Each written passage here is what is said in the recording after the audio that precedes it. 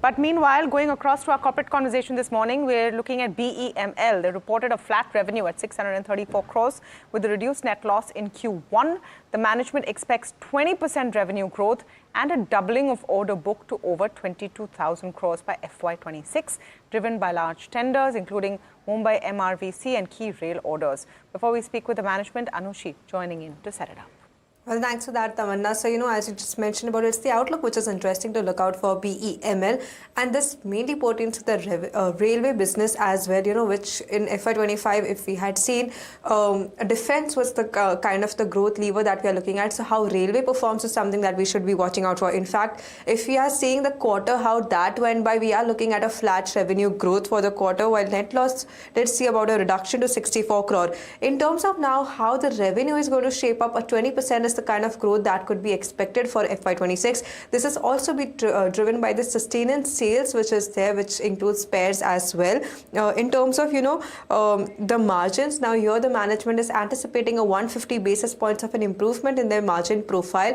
Q1, Q2, Q3, Q4 becoming the upcoming quarters where, more emphasis on how the margin profile improves is going to be something that we should keep an eye out for. In terms of order book, now this is an interesting one, considering that they're eyeing for a 22,000 to 23,000 crore by FY26 end. This includes some large tenders as well, and this particularly comes from the railway side of the business that we are looking at. There's execution also playing out for the Bangalore side of the picture that we are looking at. So a lot of levers in place for the company. How it pans out, how it leads to the kind of segment mix also in terms of defense, mining, railways is something that we need to keep a track of. Let's pose, Anushi, thanks for that. Let's pose all of those questions to Mr. Shantanu Roy, Chairman and Managing Director, BEML. He joins us right now on the show. Mr. Roy, great having you. Thanks for joining in. We usually talk to you while you're seated next to us, so this is a different experience, but good talking to you nevertheless. From what Anushi was saying, Mr. Roy, just wondering, after what has arguably been maybe a lean August period in terms of inflows, considering the high standards that you set for the order inflows, is it the upcoming season that people should look forward to for order inflow into BEML, or are you not perturbed about order inflows because the order book itself is pretty strong? Hi, good morning. Always a pleasure to be, talking to you. Thank you, sir. I'm not at all, first of all, I'm not perturbed. Number two, we are very much focused on the order inflow. I mean, we are not complacent about the order book that we currently have. So the order book currently is at an all-time high, more than 16,700 crores, out of which 65% is rail and metro, 26% defense, 9% mining construction. In the current financial year, we are looking at a further order inflow, which will be at least 50 to 60% of the current order book, out of which 50% should come from rail metro, 25% each from defense and mining and construction. So order book, till today, the order this year, order inflow has been pretty good, around 3,000 crores, which is quite okay. And the coming 2 quarters, we expect some more good orders from defense, from rail and metro. Some metro tenders will be finalized in the coming 2 quarters. So order book is definitely our focus, but at the same time, our major focus is on execution. With this kind of order book, the execution has to match the order inflow as well, so as to have so that we can have a growth of minimum 20% over last year's in terms of the top line. And I'm pretty sure that as far as the bottom line is concerned, the EBITDA, the 150 basis points that we have aimed for in the current financial year, 150 basis point growth, that we should be able to achieve. So this year is entirely on execution, the challenges on execution, and how to ramp up our supply chain, how to indigenize, how to support and stabilize our indigenous supply chain. These are our major focus areas. Roy, just The last time that we spoke, there was some talk of this large Maharashtra tender coming in on the railway side or the metro side. I mean, what's the update there? By the way, I never meant to say that you're complacent. I was just wondering that considering the past order flows, the August flows were a bit, how do I say, for lack of a better word, muted. But what happened to the Maharashtra order, Mr. Roy? We were talking about it. I don't know if something's happened there. The Maharashtra tender, I'm sure you are referring to the Mumbai Rail Vikas Corporation, the MRVC tender for stainless steel EMUs. No, it is very much there. We expect the tender should be out anytime, and it's a huge opportunity size. Only thing is that it will take some time to reach fruition, and I see a time span of around 6 to 8 months, within which time this tender should be finalized.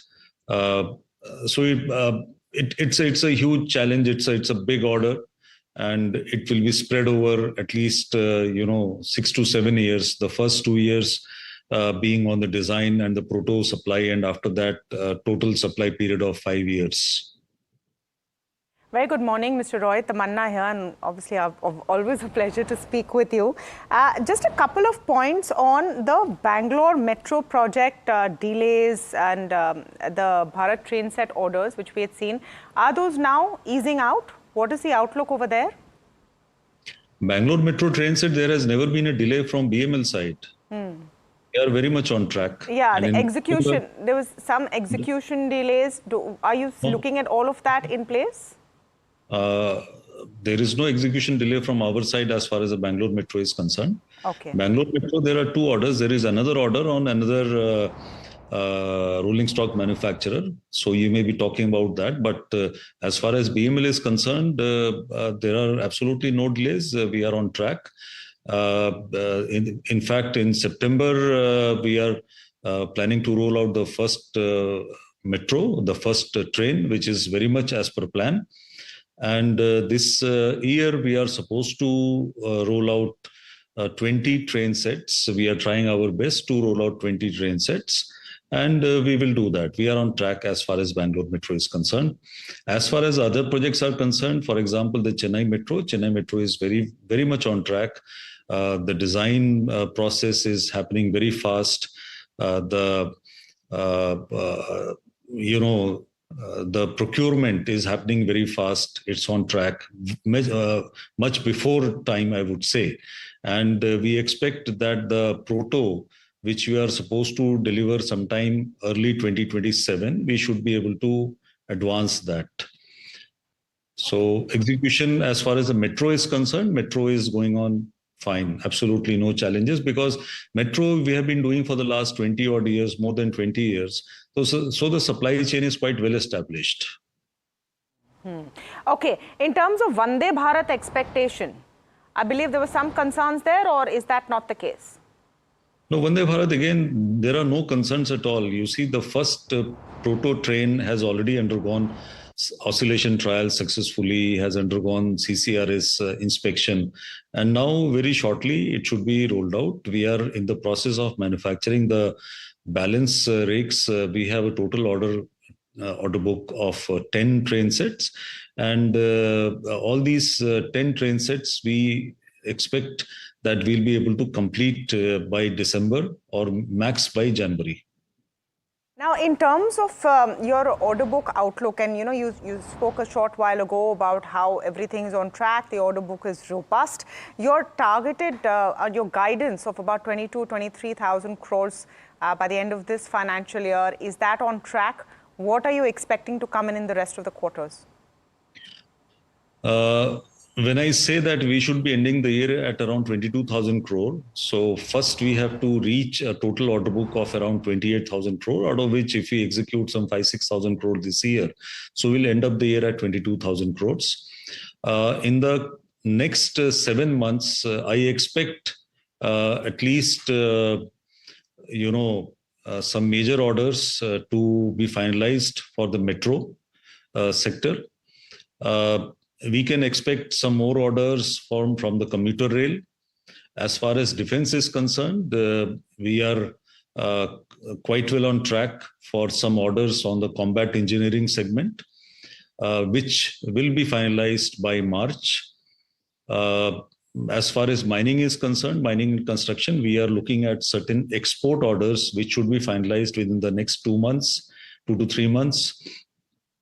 As well as we are trying to have at least one order for the rolling stock, either the metro or the commuter rail.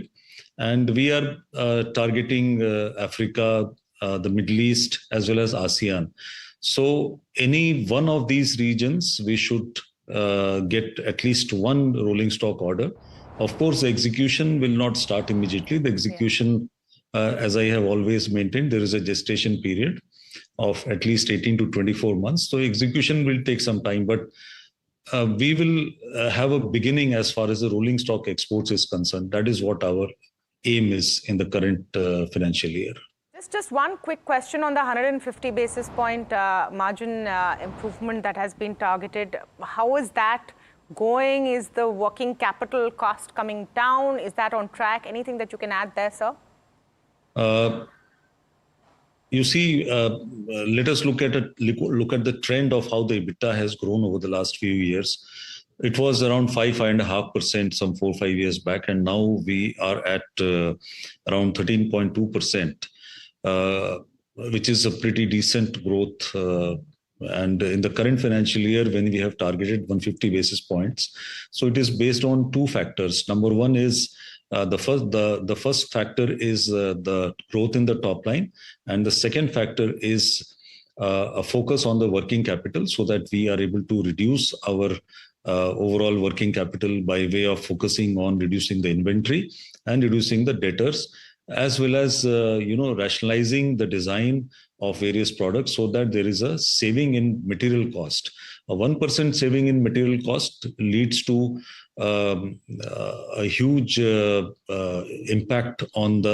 positive impact on the profitability. Our target this year is to reduce the material cost by at least 2%. So these are the measures that we are taking. And by this, we are pretty confident that we will meet the EBITDA aspirations. Mr. Roy, just one very quick follow-up. Does the GST change have any impact on your procurement costs, etc. at all, or any impact on you as a company? I don't think so, because it's all input credit. It's a pass-through. Nothing at all. Okay, fine. GST, we get input nothing credit. on the output either, right? Nothing for you per se. Okay. No. Fair call. Okay. Thank you so much, Mr. Roy, and all the best for the quarters ahead. Really appreciate your time. Thank you. Thank you.